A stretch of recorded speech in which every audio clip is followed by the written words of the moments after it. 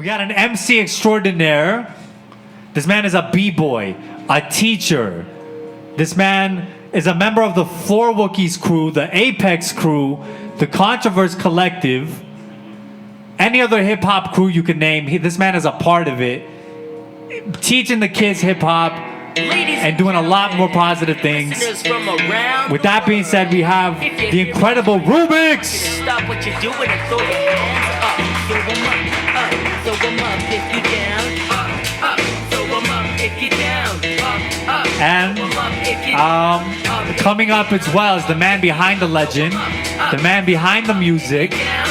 This man is, if you know Sasha, if you know, let's see, Rubix, Twizzy, Rebecca Dawn, if you know Frankie, the list goes on and on. This man's probably produced a track that you have fucked with, or probably one of your favorite tracks out of the YYC. We got the incredible BrotherHood. I'm bringing the light, head flashing in the darkness, target with lyrical shots into the market. That's how I get down. You're my styles and the simplicity.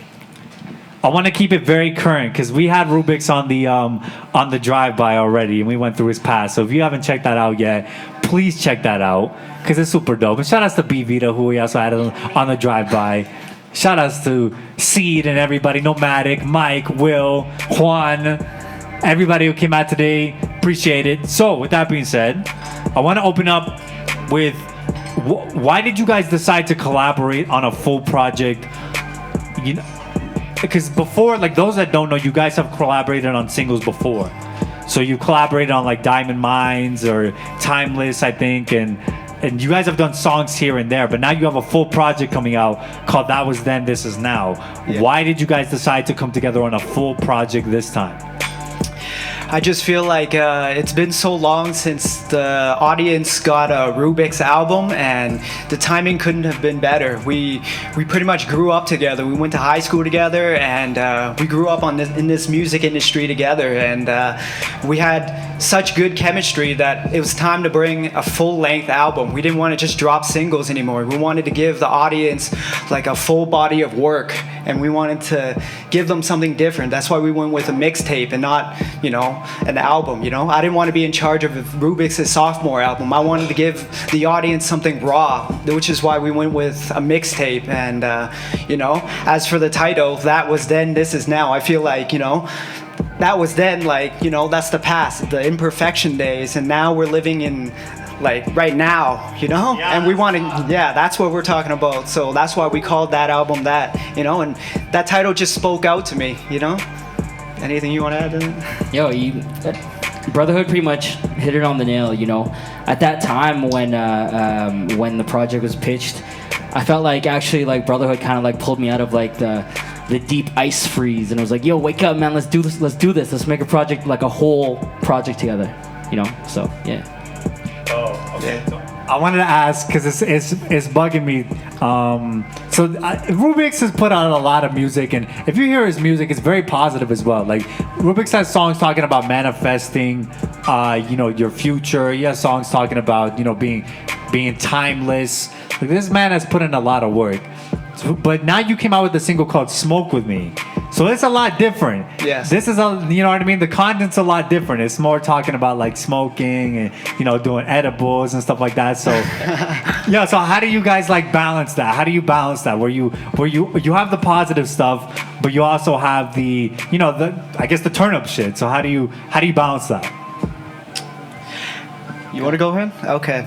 I just feel like with the song Smoke With Me, we were just trying to keep it real for the audience. Like, why would we have to hide ourselves anymore? Like, there's nothing wrong with it, And I feel like in the music, you just got to keep it real with the audience. Why try to sugarcoat something? It's not like I'm a saint. It's not like he's a saint, We, sometimes we like to relax, and that's what we do. And growing up, that's honestly how me and Rubix got along. That's how we got through some rough times. That's how we ended up going in there, finishing projects and doing a lot of things, And getting through stress too. Exactly, just getting through stress, Why hide it anymore? We wanted to keep it real with the audience. That's why we didn't call it Rosaries. We called it Smoke With Me, because that's what we be doing. Yeah, man, it was just all about authenticity. And like you said, just like embracing something that's been part of my life for a while now. You know, why hide it?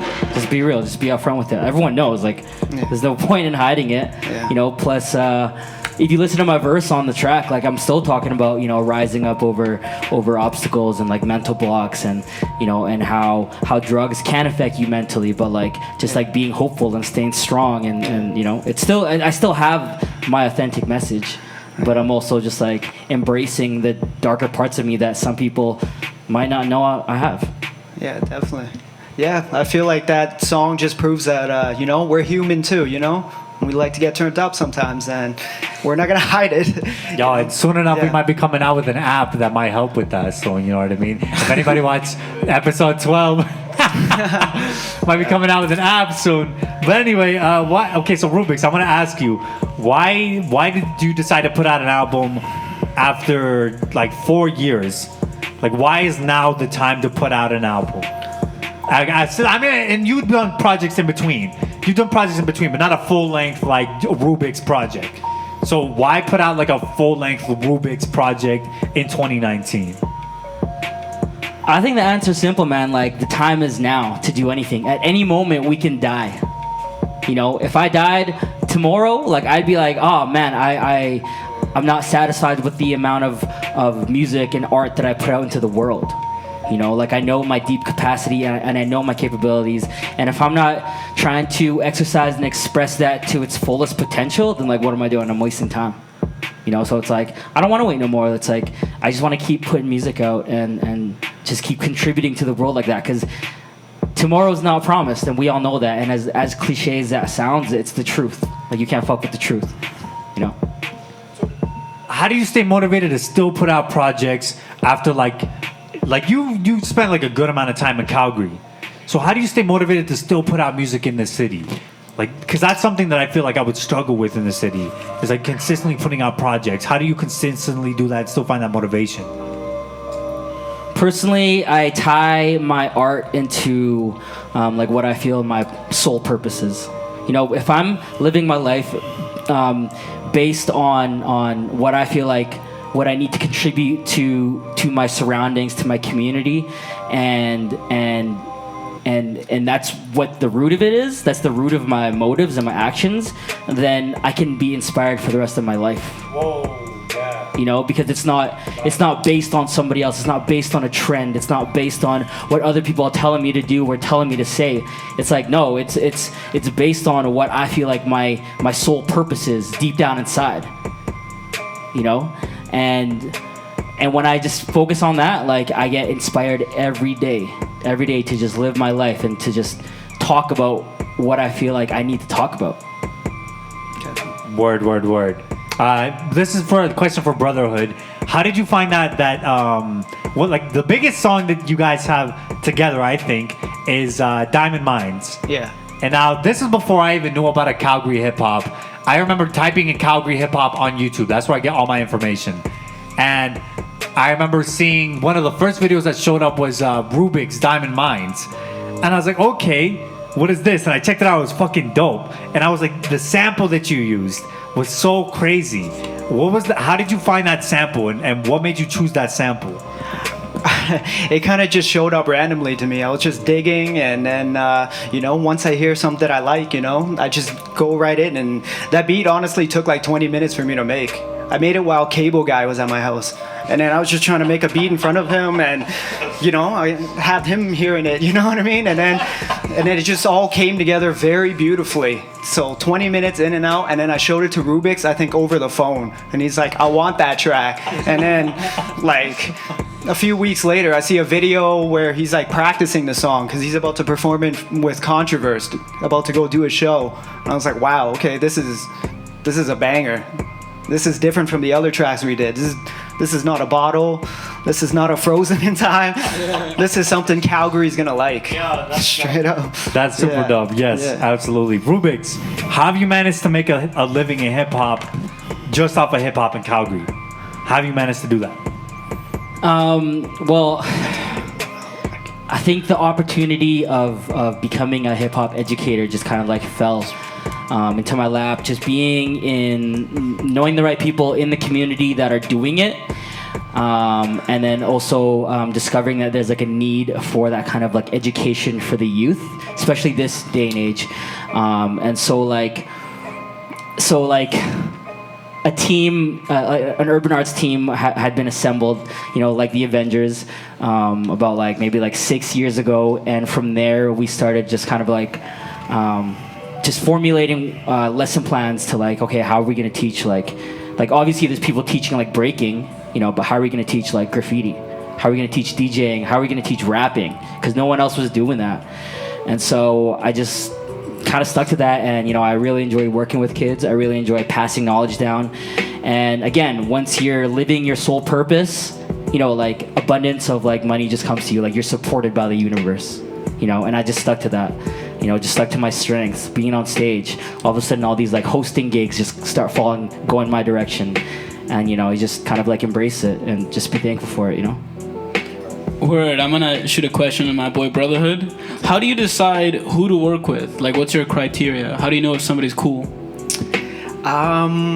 It's kind of hard to say because like I gotta catch them at the like kind of like the right moment. It's like a feeling. You can't describe it. Once you feel it, it's like it's kind of like meant to happen. It's in your gut, And sometimes it happens randomly, and sometimes an artist has to kind of like grow on me, and I try to understand their story because we all got a story to tell, I feel, and just it's a gut feeling. That's when I know. Man just follows his instinct, eh? That. It's all instinct. Yeah. Word. Rubix, I'm gonna ask, or I actually ask him the next question. Okay. So this one's for Rubix. I guess my question would be for you is, what are the two most important things that you've learned from doing hip hop in Calgary? It's a bit of a like open-ended question. Okay, just like this is such a deep question. I could talk on this topic for hours, but just off the top of my head right now, when you ask that question, I would say number one, learn how to freestyle, because like no word of a lie, freestyling has saved me so many times. Not just in a rap, but just like when you're talking to someone, you don't know what to say, or like you're in a situation and everything is out of your control and it's going chaotic. Like you got to learn how to freestyle with the situation, right? So learn how to freestyle, and also like find your message. Find your message. There's a lot of cats in the city that try and get you to rap a certain way, or you gotta like follow this specific trend. But the thing is, like, everyone's like fighting for the same piece of pork chop. When there's like actually other pork chops and other plates and other types of food around the corner, but no one's willing to like go around there and check it out. So it's like find your message, make your own lane, and like stick to that. Be true to yourself. Those are some of the main things I've learned. Word. The last thing I wanted to ask, actually, both of you guys are very inspired by Nipsey Hussle, and we've had conversations about this. You even put me on to Nipsey Hussle, like a lot of his earlier projects, like the Bullets Ain't Got No Name. So I wasn't in. This was when he first passed away. Like you really put me onto those projects, and I started to do my research. And when I talked to you guys seemed very inspired by Nipsey Hussle. Like that was an inspiration for this project. So what is it about Nipsey Hussle that inspired you guys the most? It's hard to say. Just the life that he lived, you know what I mean? I felt like he was like a reincarnation of Tupac, you know what I mean? When he passed away, I felt like it hit me so hard. It felt like I almost lost like a really good friend, because I'm like growing up listening to this guy's music and watching him go from the mixtape scene to where he is now, a Grammy nominated rapper. And just for this project, like I felt like it really inspired me to go in and like finish some incomplete projects, put it out there and package it, and just put it out there, because you never know when you're gonna go. Like tomorrow is not promised. You might as well put the music out now or never. Word. Yeah. Word. Last question. Okay, so my bad. for the people who are not like too familiar with the Calgary hip hop scene, like I feel like a lot of people, they listen to hip hop, like hip hop's pretty popular, right? But they're not too aware of what local guys are doing and what they're up to.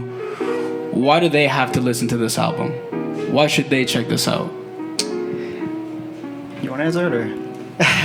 Why do they gotta listen to this album? They gotta listen to it because it's local and we put our hearts into it. You know, it's different. It's not some, you know, cookie cutter BS. This is the real deal. This is the real stuff. And you know, if you want to look for, like, you know, real talent, you would dig for this album. Like, this album, we put our everything into it pretty much. And you know, and we were hard on ourselves.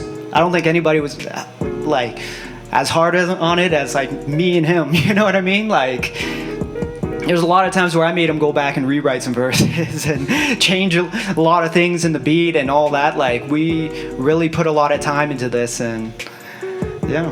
Yo, facts, man. That's all Yeah. facts, man. Like, Yeah. the whole process is just been like super humbling for me. Yeah. You know, and you got to have that kind of mindset as an artist so you can grow and develop.